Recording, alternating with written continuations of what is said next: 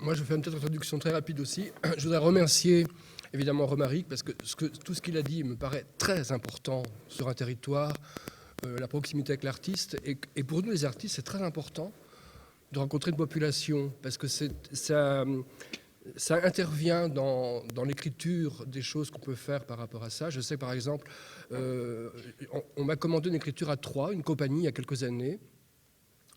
Et les gens, la scène nationale avait demandé aux habitants d'écrire des choses. Eh bien, j'ai volé 2 phrases avec l'accord de ces gens dans mon texte qui s'appelle « Tu devrais venir plus souvent », qui sera joué bientôt à Paris. Et c'était donc un aller-retour comme ça que j'ai trouvé très stimulant. Et je voulais aussi saluer la présence de Christophe Huisman, qui est effectivement un compagnon de route de longue date. Et on n'écrit pas seul, c'est ça que je voulais vous dire aussi. On est toujours entouré d'autres artistes, on écrit pour des gens, des acteurs ou des metteurs en scène, et on entend leur voix, on connaît leur volume, on connaît leur rôle dans l'espace, et on est avec eux pour écrire. Et j'ai écrit récemment une pièce, en principe, j'espère, qui sera créée ici pour vous, pour nous, Cri et Gage cherche la paix, pour Christophe Huisman, un autre acteur que j'adore, qui est Gaëtan Vourche, et d'autres personnes aussi. Nous en discuterons plus tard. Je vous lirai des extraits tout à l'heure. Je ne vous lirai pas tout ça, rassurez-vous. Mais c'est pour illustrer un peu ce que je vais dire avec mon camarade, on vient de se connaître, on ne se connaissait pas, Nicolas Turquet, prof de lettres, et on a fait un petit échange rapide avant cette conférence. Et puis remercier évidemment Romaric, qui est une figure importante du territoire, qui est en train de dresser quelque chose, un paysage que je trouve extrêmement intéressant. Tu veux dire des choses d'abord pour poser des questions ou... on improvise, hein, parce que c'est ça qui est intéressant. C'est ça qui est joli. C'est Mireille Dumas, ses invités. Sans les cheveux, on l'a souligné tout à l'heure. Donc voilà, donc tout simplement, bonsoir à tous. Déjà pour les élèves qui ne connaissent pas Philippe Mignana, parmi ceux que j'ai en première notamment, Philippe Mignana, donc grand dramaturge, depuis les années 80, a proposé plus d'une trentaine de pièces, d'accord, souvent qui ont connu un succès important. Donc voilà, il est effectivement présent parmi nous pour évoquer le théâtre, son théâtre aussi, puisqu'il fait partie de l'histoire du théâtre de toute façon. Donc voilà. 30 ans d'écriture en fait, et c'est vrai qu'au départ l'écriture c'est quelque chose qui est un peu un accident. Souvent c'est thérapeutique comme on dit, et c'est très mauvais d'écrire pour des raisons thérapeutiques. D'ailleurs toutes les premières pièces que j'ai écrites n'ont jamais été publiées parce que c'est de l'accident. Et puis à un moment donné, l'écriture devient le principal élément de vie. On vit pour écrire, à la limite. Et puis, j'écris pour le théâtre. Je n'écris que pour le théâtre, pour l'instant. Donc, il y a toujours un projet, et puis on écrit pour ce projet. J'ai eu beaucoup de commandes, j'ai cette chance-là. Et la commande, c'est magnifique parce que c'est des contraintes intéressantes. La contrainte produit toujours quelque chose. Il faut cadrer mieux, il faut orienter mieux. Alors, c'est un vrai... Je parlais de paysage tout à l'heure, et c'est comme si j'étais un grand tisseur de paysages, ainsi que tous les artistes. Hein. Et je dois dire aussi que je suis très poreux aux autres arts, et que ça, c'est comme une partie de moi, une attelle. Je suis très fanatique de peinture, de certains plasticiens. Je vais beaucoup voir les musées. Cet été, j'étais à Bruxelles, et j'ai vu un truc incroyable. J'avais un peu marre des petits Jésus et des Vierges Marie. Et tout à coup, qu'est-ce que je vois au XVIe siècle? La Vierge Marie apporte à petit Jésus un panier plein de nourriture. Je me dis, mais comment j'ai pu rater ça? Je n'avais jamais vu ça, que la Vierge Marie... C'est l'époque où la Hollande, 16e, 17e, devient très riche parce que la Compagnie des Indes, c'est les échanges... Et ils sont riches. Ah, ils le montrent. Il y a des huîtres, il y a des poissons rares, il y a des fruits merveilleux, etc. Elle lui apporte tout ça. Donc ça change complètement la donne. C'est plus cette chose, squelettique, pathétique de la scène, la fameuse scène maman, Marie-Madeleine Lacroix, elle est plaie, etc. Ça devient tout à fait autre chose. Et ça devient une chose maternelle, joyeuse. On apporte de la nourriture. Et c'est complètement intéressant de voir comment l'histoire, la civilisation, intervient dans l'art aussi. Et donc, moi, c'est pendant 30 ans, j'écris en fonction de ce qui se passe. Non pas que je rende compte de ce qui se passe, je ne suis pas un journaliste ni un sociologue. L'intérêt pour l'artiste, je le dis rapidement en introduction, pour tous les artistes, c'est de prélever dans le réel, d'écouter le réel et de délocaliser le réel pour le reconstruire autrement, le reconstituer autrement. Alors, je ne sais pas si vous connaissez ce plasticien qui s'appelle Christian Boltanski, dont on parle énormément en ce moment, depuis pas mal de temps déjà.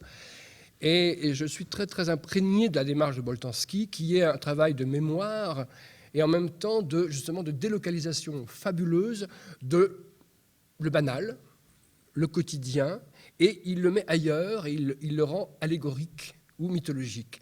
Un exemple très précis sur ce Boltanski, qui était un choc pour moi, c'est Inventaire des objets d'une femme ayant vécu à Bois-Colombes.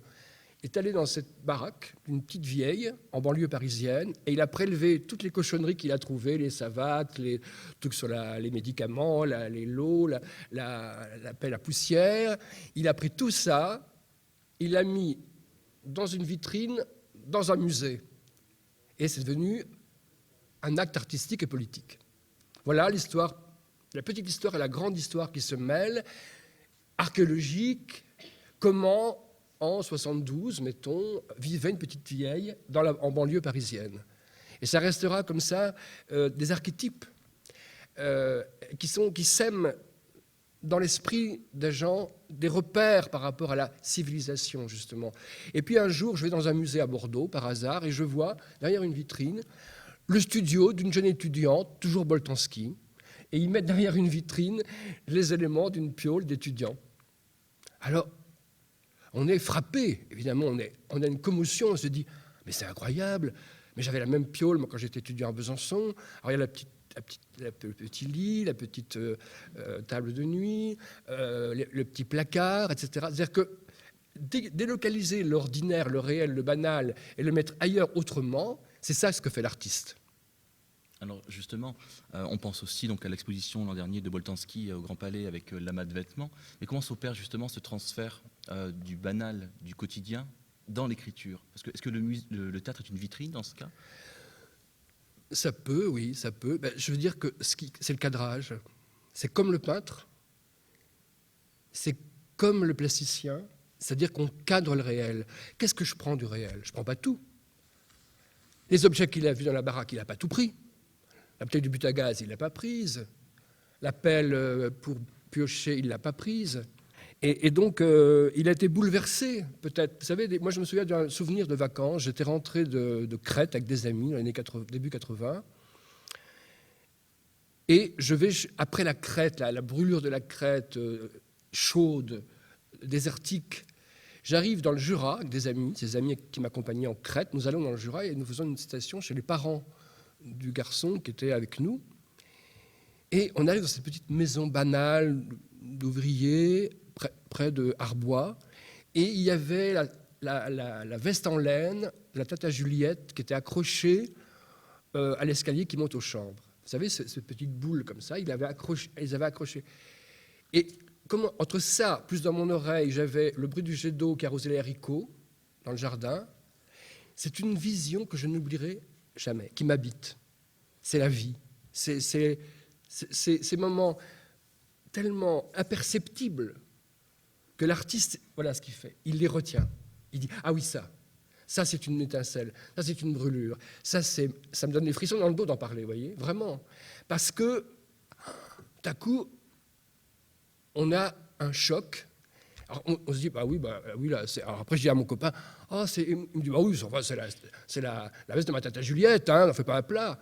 Mais si on peut en faire un plat, justement. C'est ça qui est intéressant, c'est comment on se rapproche de plus en plus de la veste de la tata Juliette et comment elle devient, si on ne fait que ça, tableau, ce serait la boule de l'escalier et la veste en laine qui pend de la tata Juliette. Et on cadre très serré, le photographe le fait, le peintre, l'écrivain, très serré sur un chapitre là-dessus. Pérec a fait des choses comme ça. Pérec a fait une chose magnifique, c'est Épuisement dans le lieu parisien. Alors il se colle dans un café très connu, le café de la mairie, place Saint-Sulpice, dans le 6e arrondissement à Paris. Et il note pour un bouquin tout ce qu'il voit par la vitrine du café. Alors, bus 63, 3 bonnes sœurs sont descendues, un militaire est monté, 3 ménagères sont montées, des fonctionnaires. Après, et toute la journée, il fait ça, comme ça, et tout le bouquin rend compte de ce qu'il voit, et ce qu'il retient, et ce qu'il donne comme le mouvement d'un tel ou de l'autre. Et il numérote. Ah, c'est les fameux prélèvements inventaires de Pérec, mais plein de gens ont fait ça, des inventaires d'objets, de choses comme ça. Il y a aussi Sophie Calle qui a fait ça. Il y a beaucoup de plasticiens qui s'intéressent à l'ordinaire et qui le met ailleurs.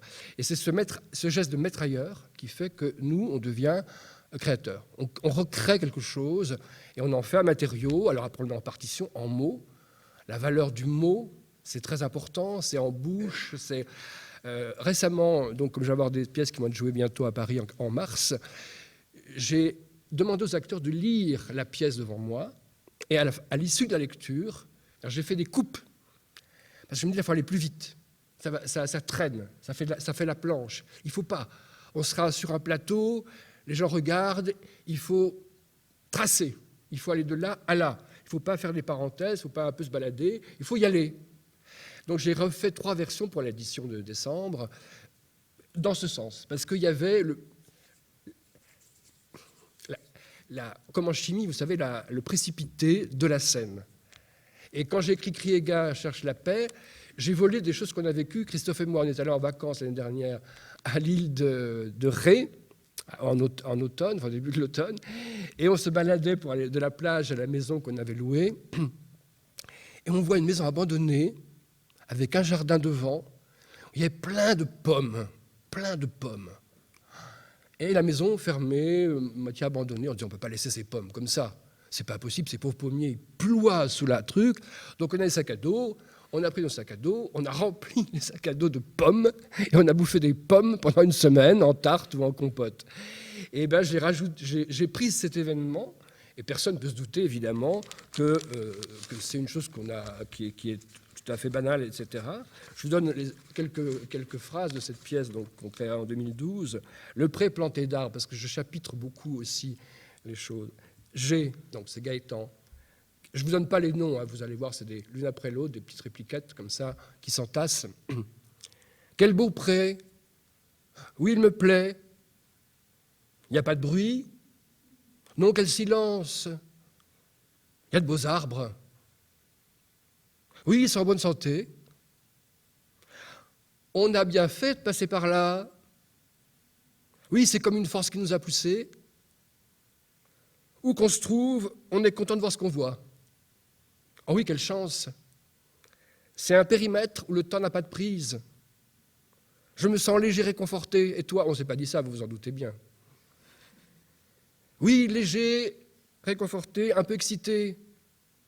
On marchait, on parlait, et d'un seul coup, on s'est trouvé dans ce carré planté d'arbres. C'est ça, on s'est arrêté, et j'ai vu que tu rajeunissais. Si je voulais, je pourrais gambader.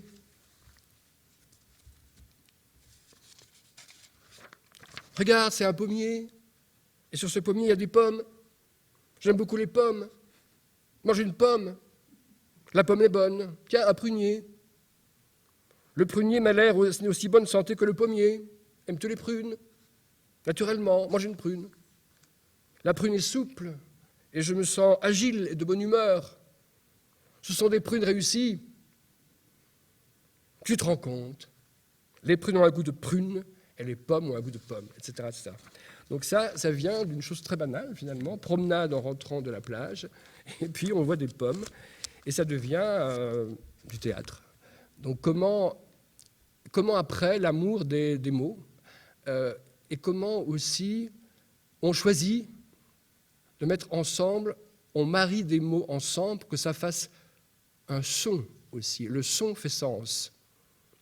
Et par exemple, je trouvais ça bien, par exemple, j'ai travaillé beaucoup cette scène énormément, je l'ai refaite 15 fois, parce que de dire la prune est lisse, c'est comme la peinture du Moyen-Âge, vous savez, qui sont des aplats. Je pense à un peintre que j'adore, mais on en parlera plus tard quand je viendrai avec mon bagage de peinture et de reproduction, etc., de Paolo Uccello, C'est une bataille qu'il montre entre les Florentins et les Siennois.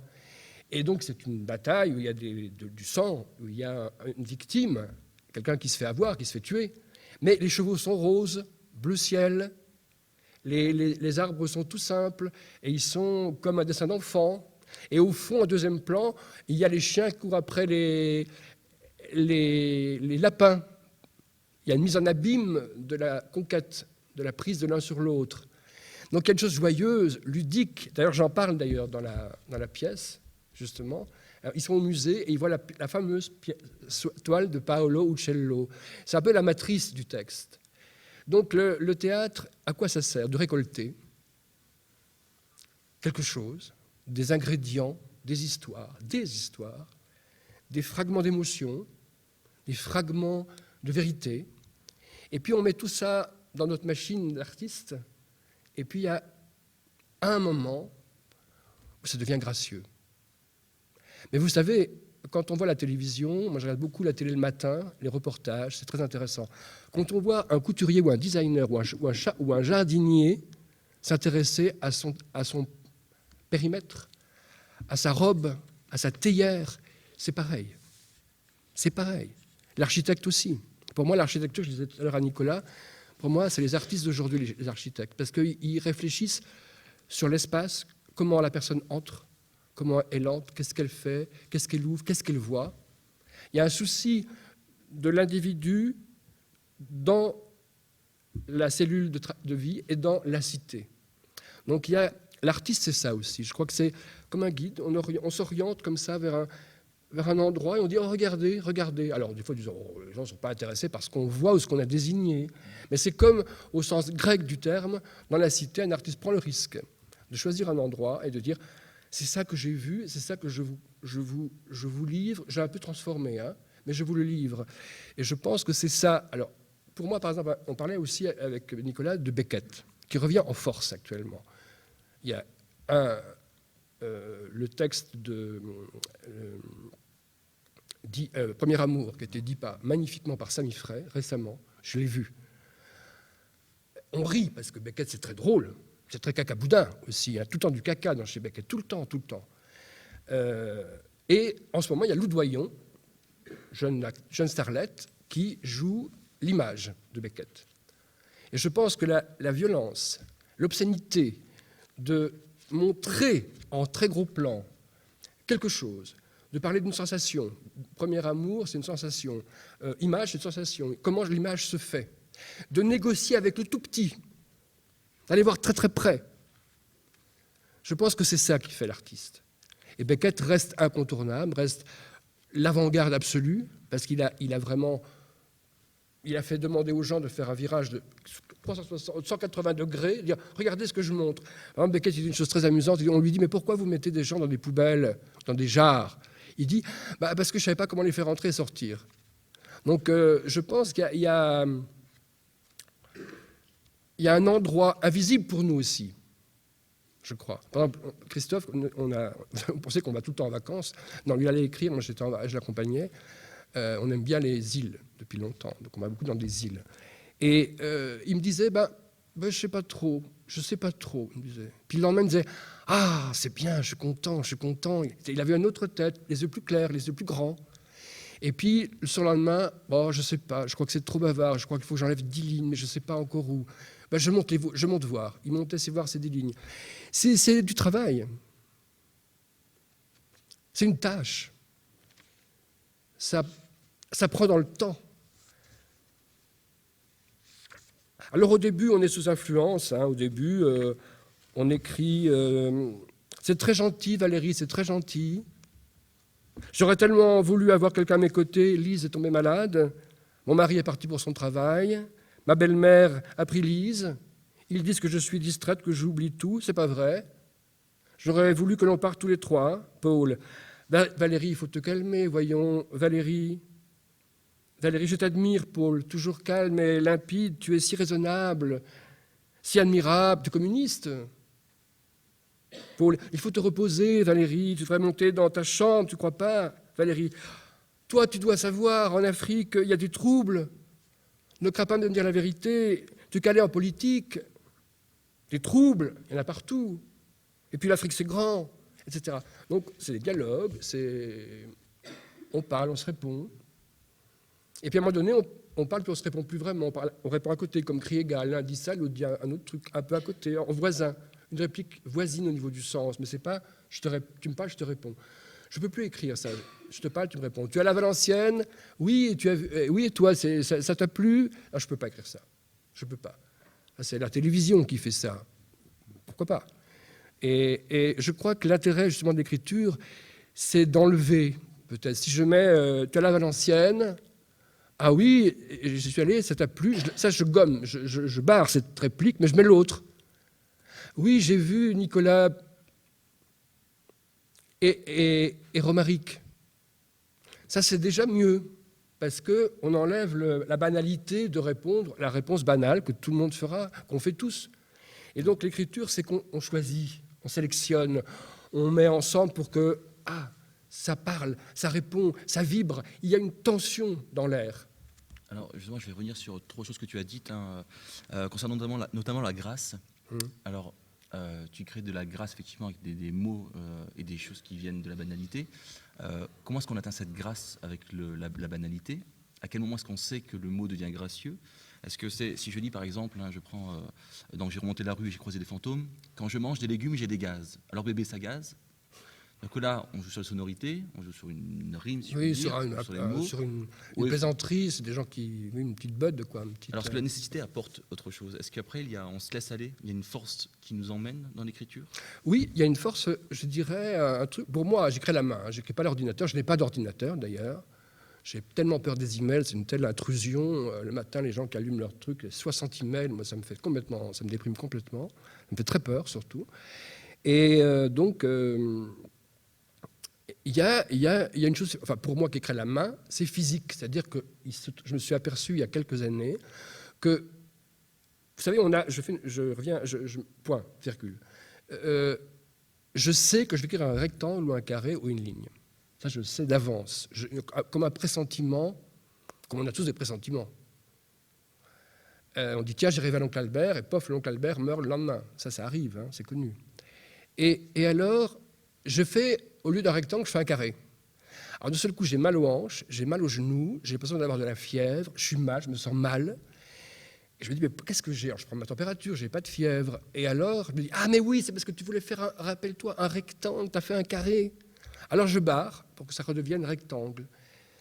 Alors, au moment, je ne me rendais pas compte. Puis après, j'ai pris conscience que ce malaise me racontait ce que j'étais en train de faire.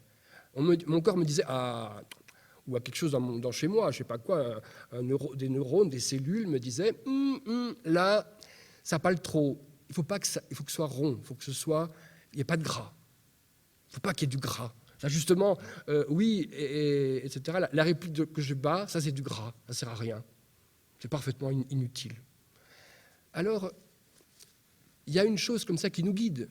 On ne va pas jouer l'artiste inspiré, mais il y a quelque chose qui existe comme ça, certainement. On a comment ça s'appelle pas le thermomètre, mais le baromètre. Il y a des baromètres internes qu'on ignore. Et puis moi, la leçon, ça m'a donné par une actrice, une grande actrice, Christine Murillo.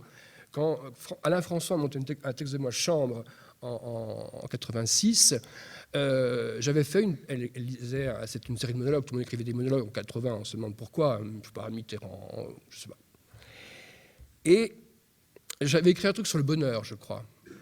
Et alors elle lit tout le monologue, puis elle me dit, le paragraphe sur le bonheur, tu l'as écrit avec toute ton âme. Elle me dit, alors moi, tout fier, je fais, ouais. Elle dit, tu devrais le couper. Parce que ça ne sert à rien, tu vois, ça ne me fait pas avancer. Hein. J'étais hyper choqué, et puis j'ai mis 4 secondes, j'ai dit, elle a raison. Et ça m'a donné une leçon d'écriture extraordinaire. Extraordinaire. Mais là, je vais vous le lire. À un moment, ça a débordé, c'est tout. Il me reprochait son développement psychomoteur. Qui me reprochait ça? Son développement psychomoteur. Et mon enfance à moi. Ils ont voulu tout savoir sur mon enfance. Eh bien, je leur ai dit, vous voulez savoir comment c'était? Qu'est-ce que tu veux? Qu'est-ce que ça peut leur foutre? Qu'est-ce que tu voulais que je leur dise à eux? Une ferme dans le Jura, pas de souvenirs, l'horreur, ça doit être l'horreur. Mais c'est flou. Ils m'ont dit, le Jura sévère, il y a des vaches. J'aurais foutu un pot de moutarde à travers la gueule. Et à la maison familiale de Sochaux, tu leur parles de moi, ils parlent des pots de moutarde. Ça veut dire quoi pour moi, Jura? Tu connais le Jura, toi, Kiki? Tu te rends compte, tu connais même plus tes parents, tu sais pas si ton père est brun avec une moustache ou pas. Et ta mère, quand on me dit Jura, rien, pas de souvenir. Jura, et alors? Il me disait, et les vaches, les vaches, vous vous en souvenez pas? Tout ça parce que je voulais lui donner son biberon moi-même à Lulu. Pourquoi je n'aurais pas donné son biberon moi-même? Je suis pas sa mère. Je ne suis pas une puéricultrice, la Marie-Jeanne, qui me dit non, tu n'auras plus ta fille. À cause de quoi? Etc. Donc après, c'est un fait divers, ça aussi. C'est une femme, donc dans cette circonstance, qui est femme de ménage dans un hôtel, qui a une gamine, le père est parti, coup classique. Et la Marie-Jeanne veut lui reprendre l'enfant parce qu'elle n'a pas le droit de prendre son enfant. Et elle lui reprend l'enfant. Marie-Jeanne lui reprend l'enfant. Elle lui reprend l'enfant. Et puis elle fout l'enfant par la fenêtre. Elle dit comme ça, il n'y a personne. Ils ont arrêté de l'emmerder, cette gamine. Parce que les infanticides n'ont jamais conscience qu'elle tue leur enfant, elle le protège. C'est une folie. Mais ce n'est pas parler de l'infanticide qui m'intéresse. C'est inventer ce maelstrom de mots, ce déferlement de mots que l'émotion apporte. Il n'y a presque pas de ponctuation. Ça avance. La pensée avance et le corps est en émoi. Le corps transpire sur les bras, j'imagine. On est dans une logorée dans laquelle il se débarrasse de la charge émotionnelle. C'est ça, exactement. C'est une logorée et c'est pas triste. Parce que s'ils peuvent parler, c'est que ça va mieux. Sinon, quand on est vraiment mal, on se tait, on est sous cachet, dans son lit, on ne cause pas. Si on cause tant, c'est parce que ça va mieux. Et du coup, ça fait du bien de raconter tout, de déballer son truc. C'est à la télé que j'ai vu ça aussi. Une jeune femme qui était victime de son père, c'était l'inceste banal aussi. Et elle disait tout en souriant. Alors voilà, il faisait comme ça, et puis comme ci. Et puis alors, le speaker disait, mais votre maman, elle se rendait compte? Alors la mère était au fond, vers la cuisinière, comme ça. Elle ne disait pas un mot. Elle disait, je ne sais pas, je ne crois pas. Enfin, je ne sais pas, il faut lui demander, je ne sais pas. Et récemment, j'ai vu une émission sur le Japon, pays de fous. Et c'était une jeune femme très jolie, comme ça, toujours souriante. Et il y avait une gamine dans son parc, comme ça. Et le caméraman, évidemment, qui filmait la gamine en contre-plongée, comme chez Hitchcock. Et elle disait, moi, je travaille de 8h du matin à 10h du soir. Et mon mari, il est à Kyoto, il n'est pas à Tokyo. Alors, je suis toute seule pour élever l'enfant et je n'ai pas les moyens de convoquer une garde pour mon enfant. Alors, un jour, je me dis, mais à quoi elle me sert cet enfant? Rien du tout. Alors, j'ai pris l'enfant, puis je l'ai jeté contre le futon. Eh bien, elle n'est pas morte. Alors, je me suis dit, bon, je vais faire avec. Et on écoute ça comme ça, et elle sourit. Donc, c'est une leçon pour l'acteur aussi. Il ne faut pas pleurer et de dire, voilà, j'ai gâté mon enfant, etc. Je crois que ce n'est pas le moment, ça. Il s'était fait les larmes. C'est après les larmes. C'est la voix d'après les larmes. Pour une actrice, c'est important. Si je lui dis, c'est la voix d'après les larmes. Donc, il reste encore un peu quelque chose comme ça, et puis, hop, ça, on dit tout. Ce jour-là, on dit tout. Tu sais ce que tu veux pour l'acteur, le comédien qui jouera ton texte? Je peux lui donner quelques conseils. Ouais. Parce que, par exemple, les actrices, quand c'est toutes des grandes actrices, Dominique Valadier, Jeannie Castaldi, elles m'ont dit, dis donc, c'est quoi le rendez-vous dans le monologue?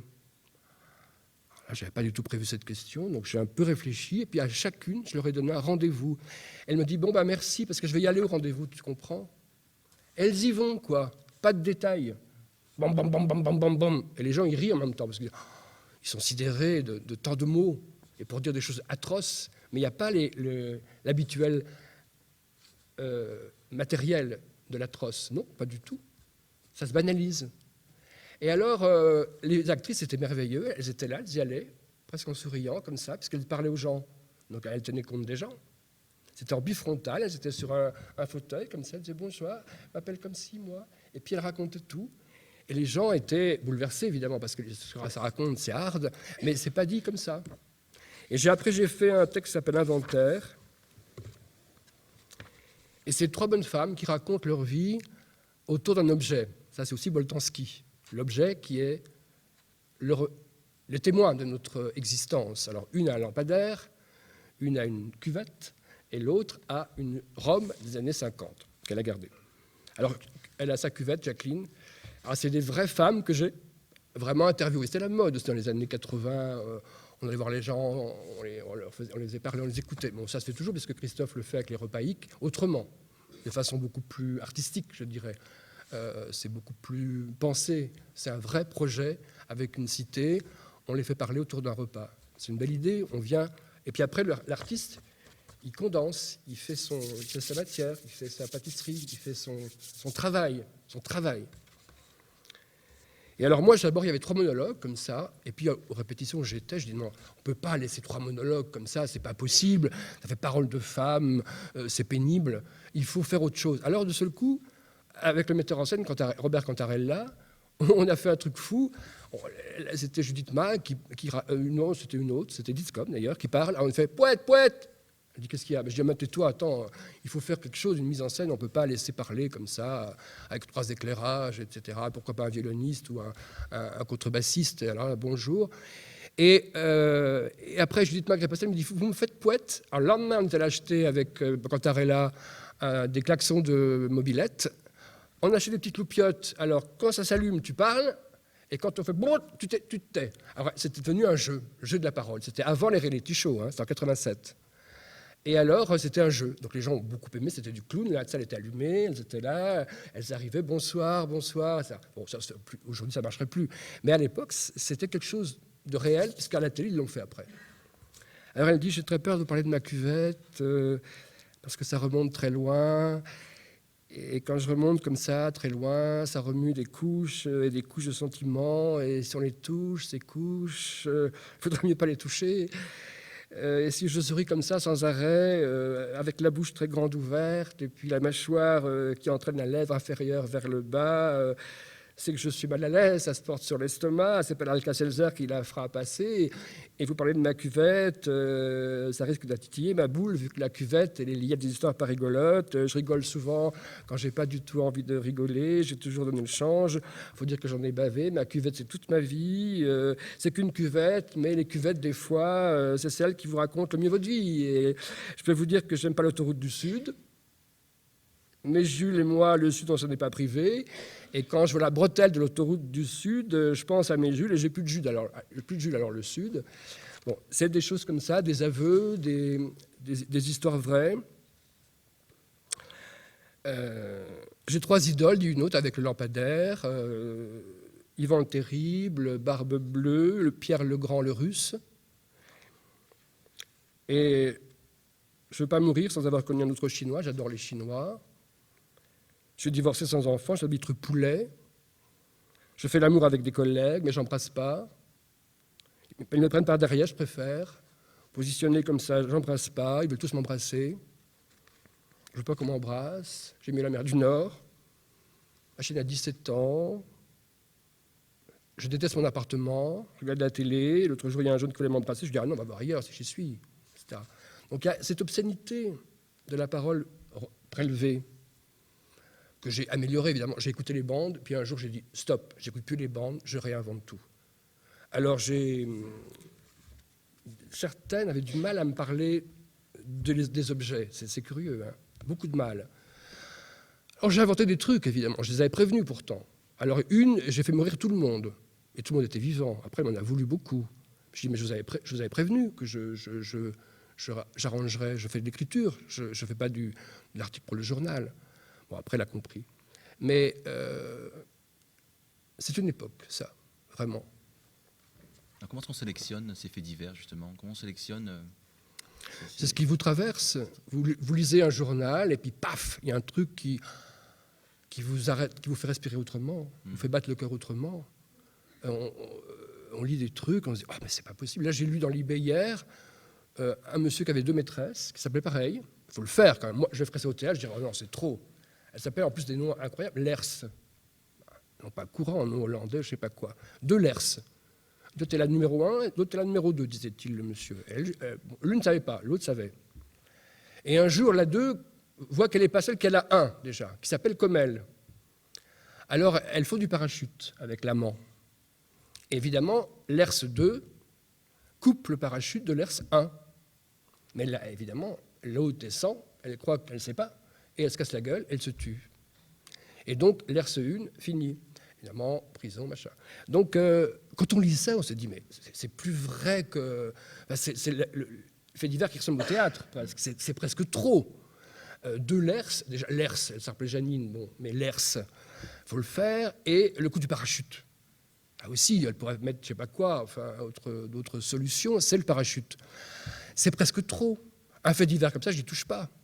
Il y a trop de nourriture, c'est trop déjà, beaucoup trop. Jamais j'utiliserai ce fait divers, c'est impossible. Il est trop riche, trop nourrissant. Parce que ce n'est pas plausible? Parce que ça paraît faux, alors que c'est vrai. Quelquefois, c'est souvent ça. Hein. Il faut que ce soit vrai au théâtre, il faut que ce soit vrai. Or là, ça ne fait pas vrai. Alors après, on pourrait changer, on pourrait atténuer, hein, elle s'appelle peut-être l'une, je ne sais pas. En tout cas, il faut que ce soit vrai et que les gens, quand ils entendent, disent « Ah oui, c'est comme ça. Ah oui, c'est comme ça, je connais, j'ai déjà entendu ça, ou j'ai déjà vécu ça. » On ne peut pas tricher. La tricherie, elle se voit illico. Quand on fait du style, quand on fait on se fait plaisir en écrivant, il ne faut pas se faire plaisir. Des fois, on fait le sacrifice de scènes qu'on aime beaucoup, qu'on a du plaisir à écrire. Justement, dans De l'amour que j'ai monté, eh ben, je travaillais avec mon dramaturge, et puis d'un seul coup, on s'est dit, là, ils font la planche. Elle me dit, ah, c'est con, parce qu'elles sont belles. Je dis, ben, tant pis, on va les couper. Elle me dit, vraiment, t'es sûr? T'as raison, hein, mais il faut... Eh ben, je les ai coupés. Les acteurs, ils sont arrivés, deuxième séance de lecture. Ah, mais t'as enlevé tout ça? Eh ben oui.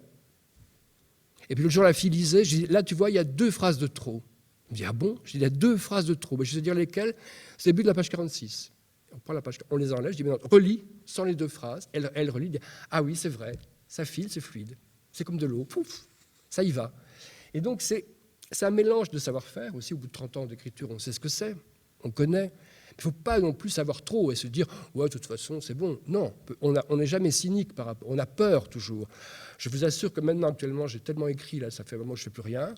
Je me demande comment je pourrais encore écrire. Mais vraiment, ça me paraît irréel, impossible. Mission impossible.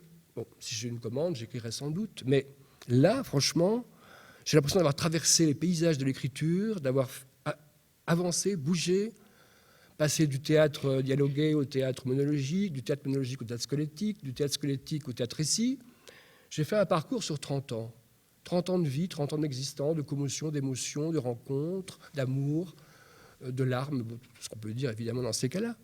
Alors on s'abreuve à la fois de son contenu à soi émotionnel et puis de ce qu'on voit, les peintres, ce qu'ils nous ont apporté, les photographes, les autres artistes, les designers, comment ils bossent avec la matière. C'est une matière.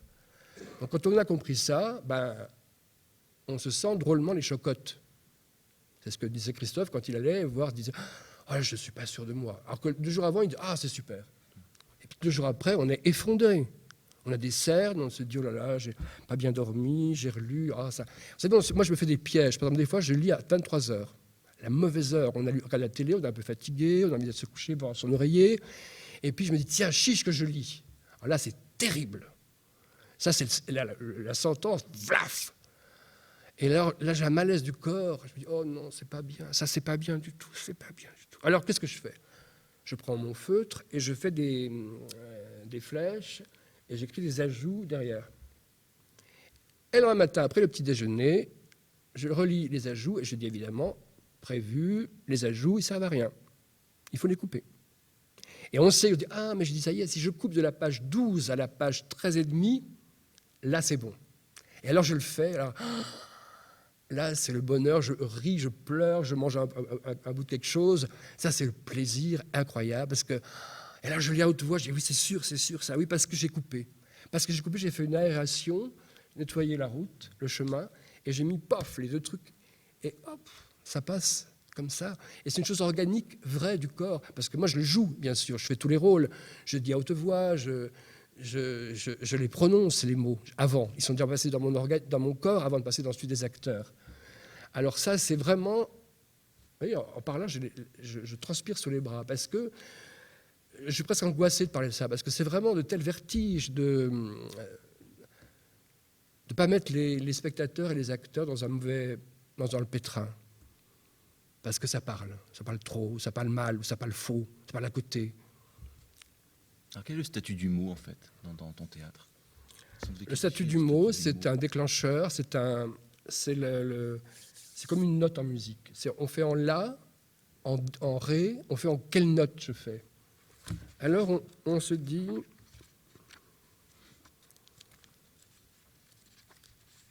Est-ce que j'avais comme fin? Oui.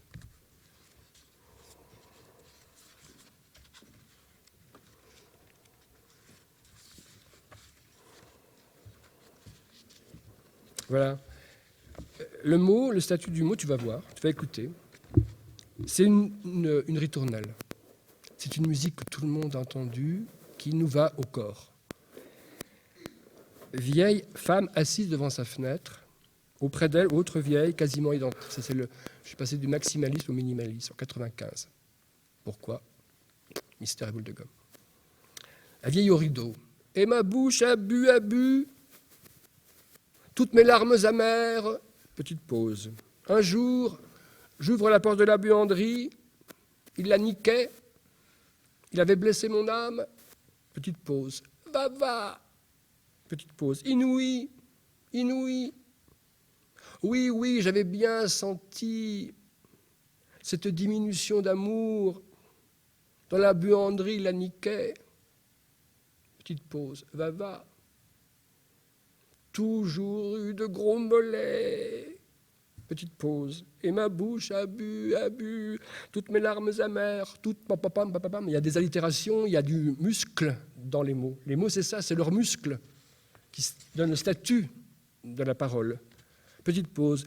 Et Alex disait, toi et tes airs de femme sur le retour, qui a eu des malheurs, inouï. Petite pause. Être tombé si bas dans l'existence, une mouche amère dans l'exercice. Petite pause. Mieux vaut ne pas être dans la catégorie mouton, mieux vaut être dans l'autre catégorie. Bruit de marmaille, regard fenêtre.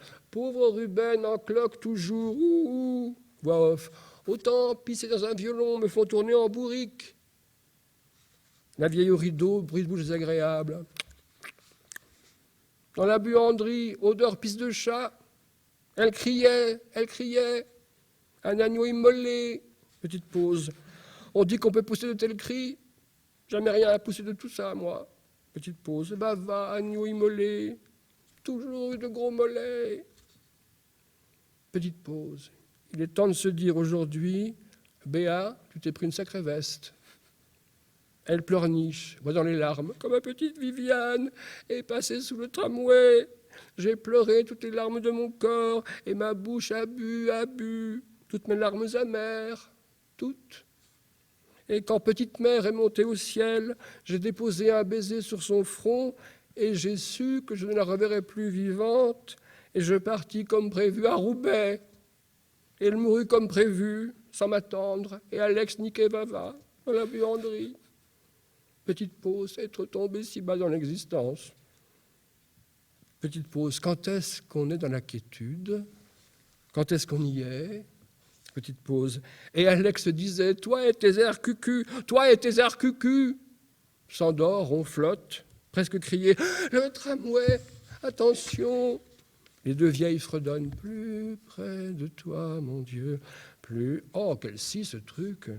Et le soir tombe brutalement, pénombre, elle pousse un petit cri, ah, le noir déjà, les persiennes, vite. Elle ouvre la fenêtre, ferme les persiennes, en fer, ferme la fenêtre, s'assied, attend, yeux grands ouverts, corps tendu. Beaucoup de marionnettistes montrent ça, cette chose-là. Parce que ce sont des figures... Ça aussi, on n'a pas parlé de ça, parce que c'est un grand truc universitaire, chiantissime. Le personnage, la figure, il n'y a plus de... J'en sais rien. Pour moi, le personnage, c'est l'acteur. Il apporte son volume, ses odeurs, la couleur de ses cheveux, de ses yeux. C'est l'acteur, le personnage. La figure, c'est ce qu'il représente. Hamlet, c'est une figure. La vieille au rideau, c'est une figure. C'est des figures universelles. Et alors, vous vous êtes rendu compte que c'était de la parole ordinaire, boum, comme tu as dit, logoréique, un torrent. Et puis là, tout à coup, c'est une parole mentale. Elle a déjà dû répéter 150 fois la même chose. Alors ça, c'est un autre... Bon, j'en parlerai plus tard, qui m'a influencé. Je le dirai Le ressassement et la répétition. Le ressassement, la répétition, alors là on voit les influences bien sûr. Et je me suis dit que c'était une parole d'aujourd'hui.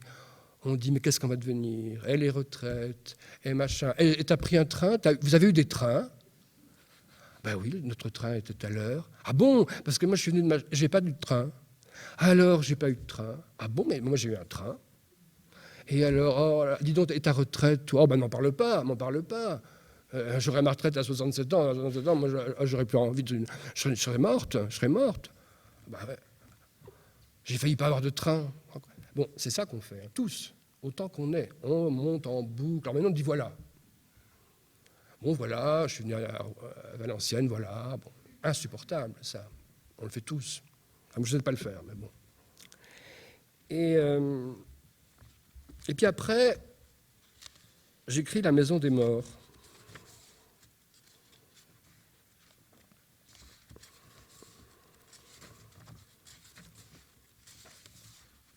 Et j'écris ça, un mouvement, deuxième mouvement, il y a 6 mouvements, comme dans une symphonie.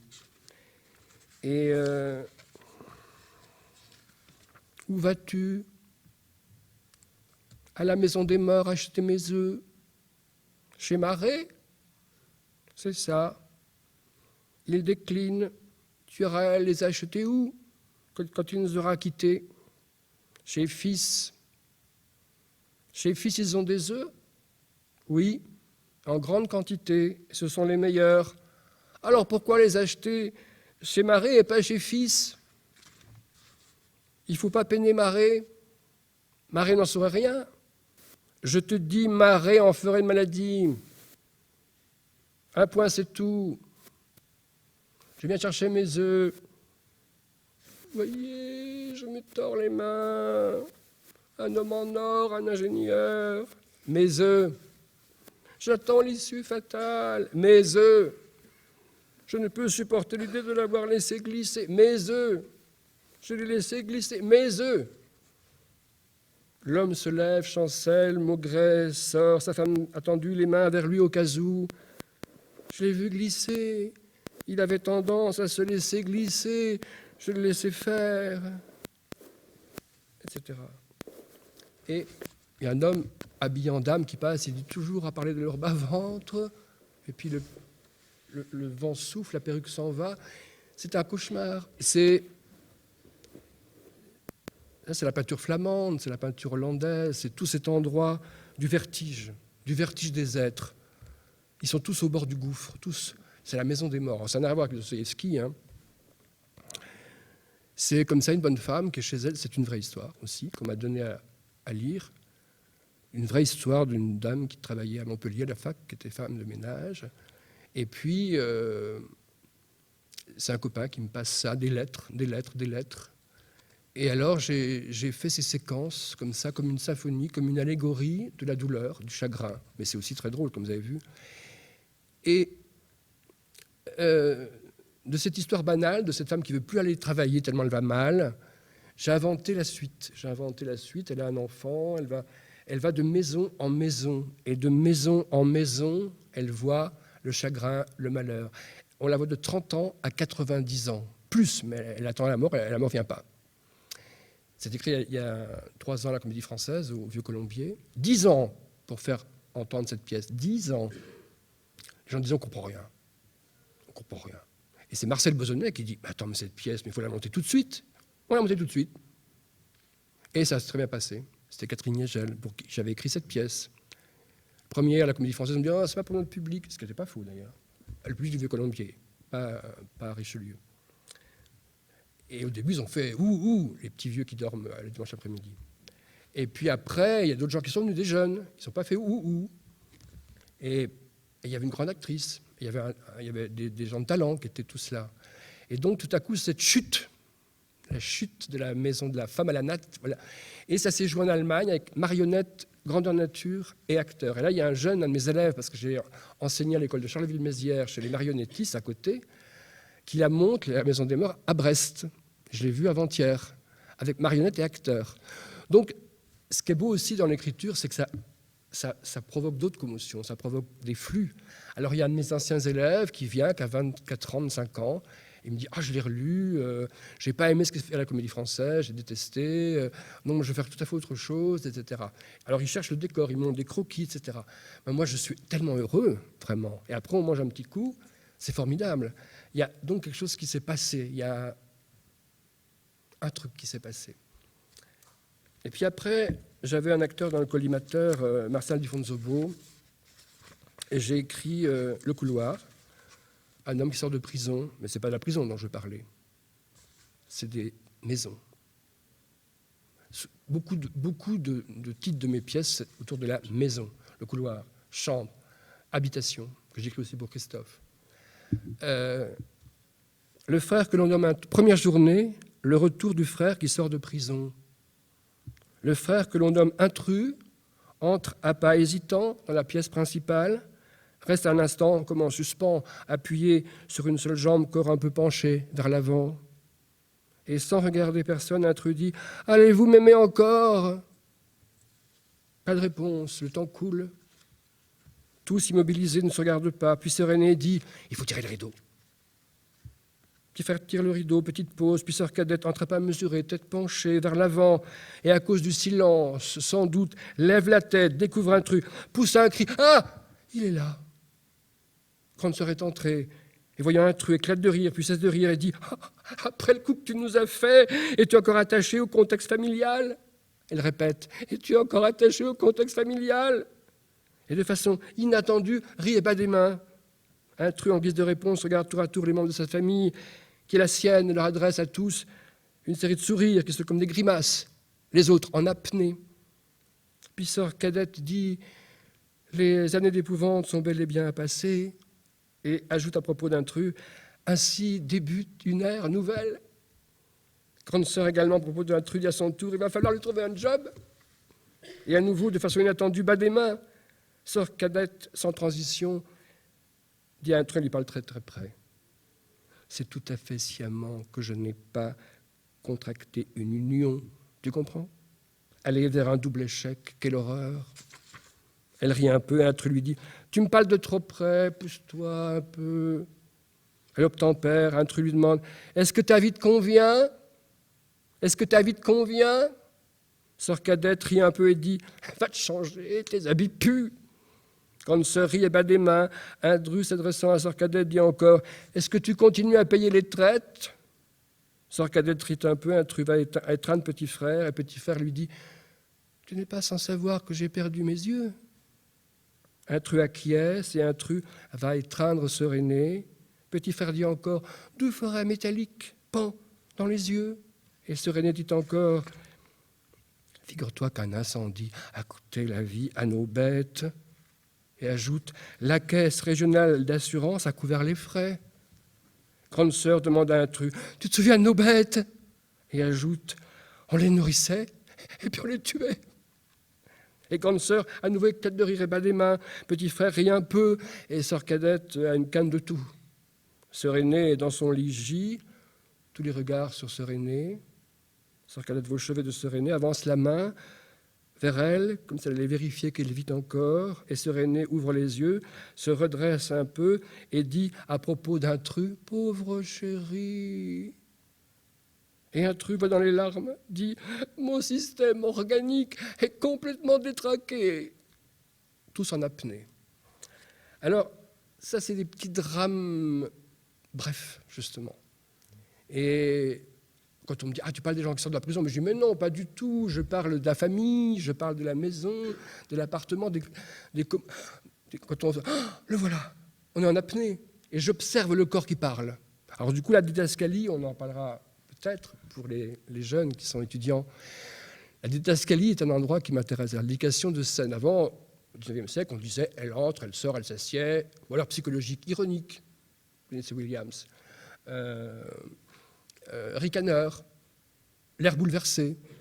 Et puis, tout à coup, Peter Hanke, en 1974, écrit des longs descriptifs, et puis dedans, il y a une petite répliquette comme ça. Il ne faut pas rater. Moi, ça m'a complètement saisi. Alors, je me suis emparé de cet endroit-là, la didascalie, et puis j'en ai fait des petits romans, des petites nouvelles.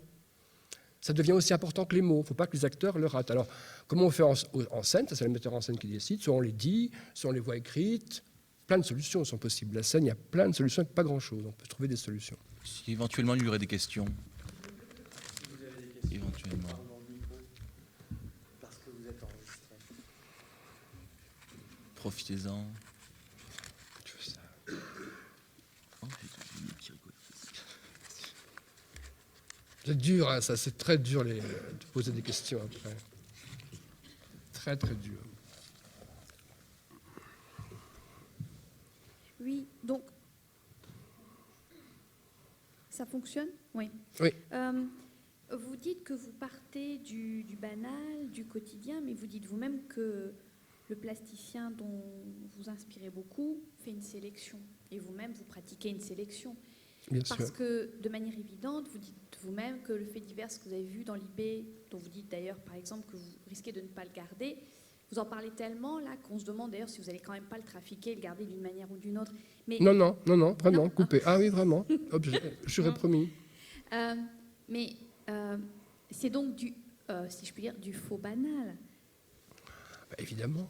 C'est plus banal parce que ça devient de l'écriture. C'est On de est bien l'écriture. d'accord. C'est de l'écriture. D'accord, donc en fait... C'est de la littérature. Voilà, donc quand vous dites que vous partez de quelque chose qui a priori... est Oui, je la vie pars tous de les jours, et je vais là-bas. mais vous transformez donc absolument tout à partir de là. Parce que si on garde voilà, les répétitions dont on a l'habitude qu'on reproduit nous-mêmes à longueur de temps, c'est pas de l'écriture, c'est pas du théâtre, ça n'a aucun intérêt.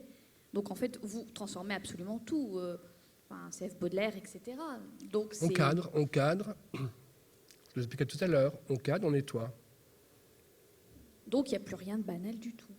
Plus rien de... Banal du tout. Mais si, parce que le sujet est banal. Le départ est banal. Une vieille femme qui était cocu et qui a des gros genoux et des gros mollets, c'est banal. Oui, vu comme ça, oui. Oui. Parce que vous jouez beaucoup sur le trivial, là, mais...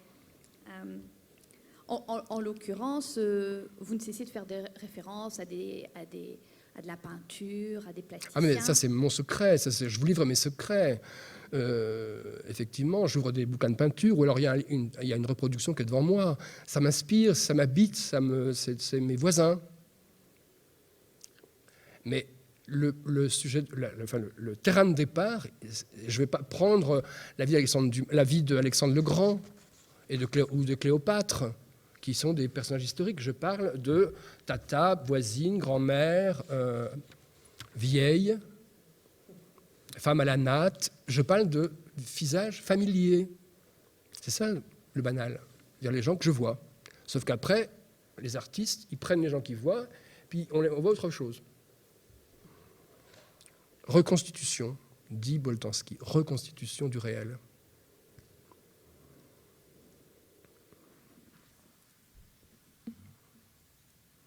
C'était banal, on va dire. Ça ne l'est plus. On l'a mis en partition. C'est M. Huisman qui veut parler. Oui, non, je voulais simplement dire juste, c'est que le banal, quelquefois, dans ton écriture, rejoint, mais même quasiment toujours, et t'as pas lu Les Guerriers, mais où, par exemple, qui rejoint la grande histoire aussi collective. Et c'est en ça, je trouve que la banalité n'est pas toujours le mot qu'on entend, enfin, son sens n'est pas juste... oui, il y a malentendu sur le mot, je crois. C'est pas râle et pas crête. C'est que c'est la simplicité de l'aventure, c'est l'aventure humaine, c'est la nôtre, et la banalité est complexe, je dirais. Et quelquefois, et souvent, toi, tu pointes en fait des endroits où ça rejoint la grande histoire. Et tu choisis aussi de cadrer quelle est pour toi la grande histoire dans ces périodes que tu traverses à travers ces 30 ans d'écriture. Et les guerriers, je dis les guerriers volontairement parce que c'est la guerre de 14. Oui, oui. Mais il y a d'autres guerres. Il n'y a pas que des guerres visibles, je dirais, dans la guerre de 14, par exemple, c'est très clair. Mais il y a des guerres intimes dont tu parles et des guerres permanentes. Tu parlais des retraites ou des choses comme ça, ou des guerres larvées, ou en tout cas, ce sont des gens qui combattent très souvent dans ton théâtre. Voilà. C'est pour ça que je voulais... Mais en fait, non, je veux dire quelque chose, parce que du coup, j'ai oublié ce que j'allais vous dire. Je voulais vous dire quelque chose d'important, et puis c'est parti. Mais une femme qui a acheté des œufs, c'est très banal. Une femme qui est dans sa fenêtre, qui regarde par la fenêtre, une vieille, c'est très banal. C'est-à-dire que l'image de départ, elle est banale. Mais oui, voilà, je me souviens ce que je voulais dire, c'est que Tchekhov, le grand Tchekhov, a écrit ce qui m'intéresse, c'est ce qui se passe dans les chambres et dans les salons. Et de là, il a fait des pièces, des grandes épopées humaines sur le chagrin, sur le manque, sur le désir inassouvi. Donc, dans des protocoles très banals, la famille, les 3 sœurs, fille de général, c'est toujours des repères très simples, des adresses, des professions. Et après, c'est comment on ordonne, comment on orchestre ces choses banales. Vinaver aussi, grand auteur, qui a été un des inspirateurs aussi, un de mes maîtres. L'art du paragraphe chez Vinaver. Tous les paragraphes chez Vinaver tiennent debout comme des bâtiments. Tout seul, on peut en prendre un, pof, je l'apporterai à la prochaine conférence. Et on lit du Vinaver, c'est du Vinaver. C'est un bâtiment. Il tisse à l'intérieur 3 noms propres qui tiennent le bâtiment, et puis il met des langages professionnels et des langages intimes. Il tresse tout ça. Et c'est ce tressage qu'on fait. Et puis après, on fait des assonances. Il faut que les mots s'assemblent. Il faut qu'ils fassent du bruit, un bon bruit. C'est tout le travail qu'on fait sur le banal. On fait le travail sur le banal. Donc, des grands maîtres comme Tchekhov et comme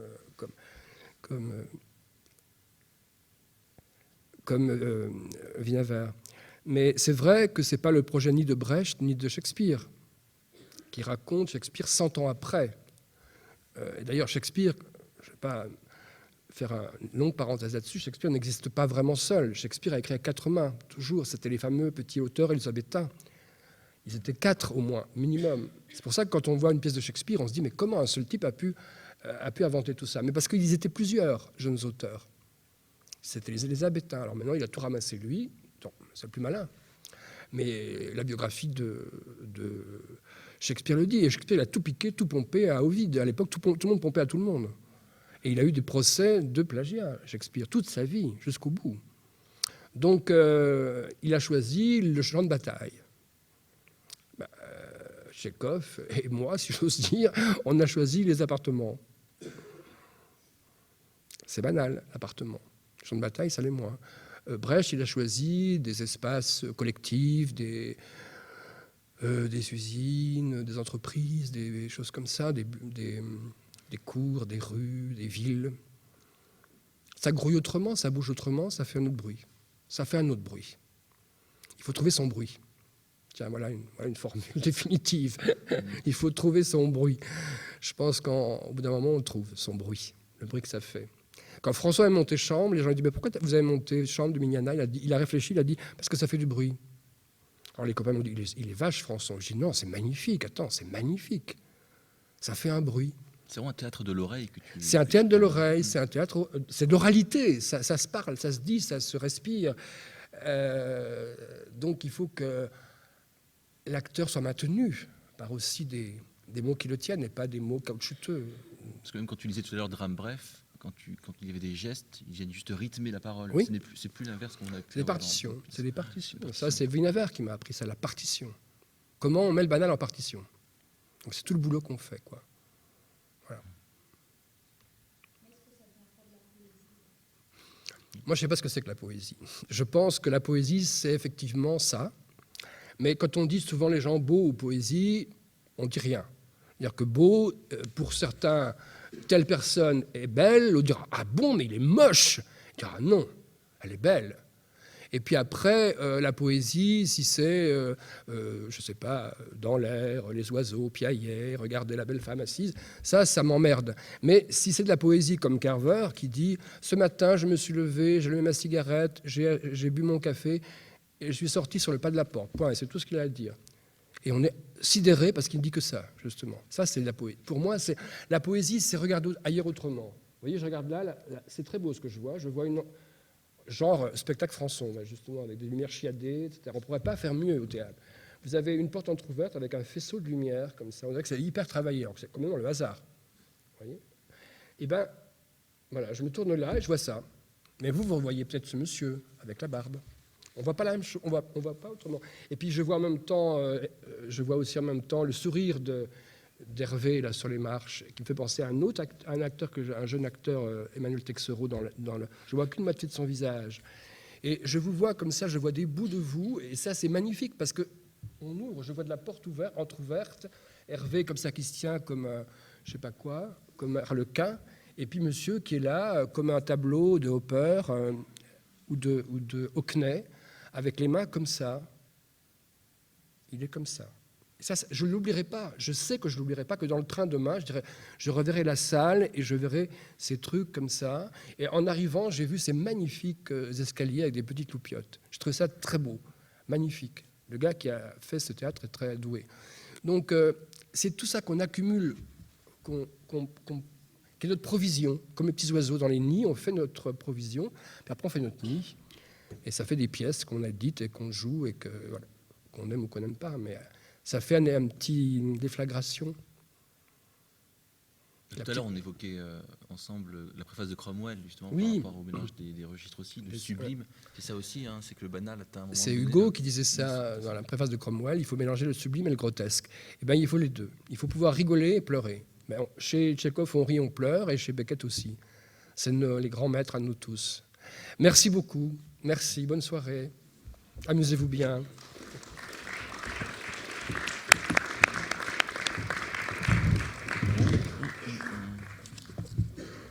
Ce passage-là, j'adore.